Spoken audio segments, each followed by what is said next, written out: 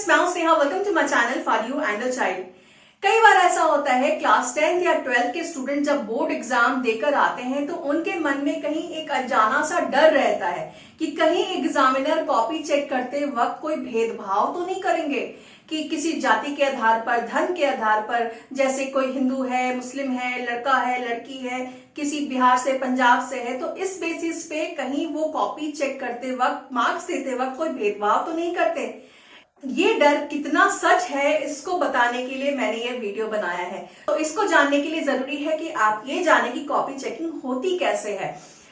जब भी किसी स्टूडेंट का कोई कॉपी एग्जामिनर के पास चेकिंग के लिए दिया जाता है तो ये आप जान लें कि वो पेज जिस पे बच्चे का नाम, रोल नंबर या बाकी इंफॉर्मेशन दी जाती है उसको हटा दिया जाता है। उसके जगह पे कोई और सीरियल नंबर या कोडिंग की जाती है और वो कॉपी चेक करने के लिए एग्जामिनर को दिया जाता है। इसलिए जब एग्जामिनर के पास कॉपी चेकिंग के लिए आती है तो उस कॉपी को देखकर उसके पास कोई इंफॉर्मेशन उस स्टूडेंट के बारे में नहीं होती है कि उस स्टूडेंट का नाम क्या है, वो लड़का है या लड़की है, वो किस राज्य से है, वो किस धर्म का है, किस जाति का है।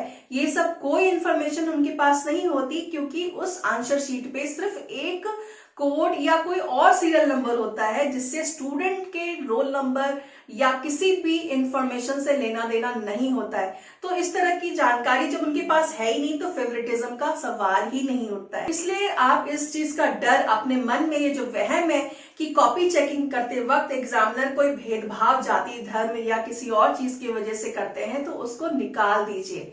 दूसरी बात कि जब कभी कॉपी चेकिंग होती है और अगर ऐसा लगता है कि टीचर ने जानबूझकर कोई मार्क्स कम दिए हैं या मार्क्स काटा है, तो उसके लिए टीचर्स को हैवी पेनाल्टी दी जाती है।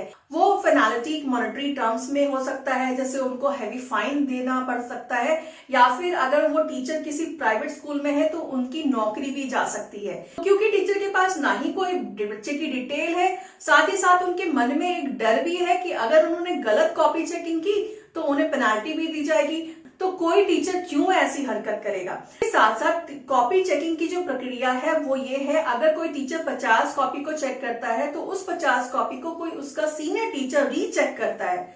हालांकि इस साल कोरोना वायरस की वजह से साल 2020 में लिया गया एग्जाम में ये रीचेकिंग का सिस्टम हटा दिया गया है, लेकिन इन जनरल प्रोसेस यही है कि जब एक टीचर के द्वारा कॉपी चेक हो जाती है तो उसे रीचेकिंग दूसरे टीचर करते हैं।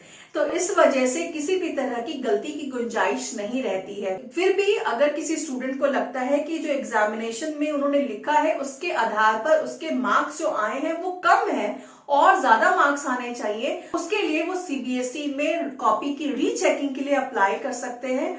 और अगर कॉपी रीचेकिंग करके सीबीएसई को लगता है कि स्टूडेंट को सही में मार्क्स कम दिए गए हैं, अननेसेसरी मार्क्स काटा गया है, तो उसे इंक्रीज भी कर दिया जाता है। इसलिए आपको किसी भी तरह के ये फालतू के डर, भय रखने की जरूरत नहीं है। इसलिए मेरा अनुरोध है हर क्लास 10th और 12th के एग्जाम देने वाले स्टूडेंट से कि वो इस तरह का डर अपने मन में ना रखें। आप पूरा ध्यान अपनी पढ़ाई पर दें ताकि आपका रिजल्ट अच्छे से अच्छा आए।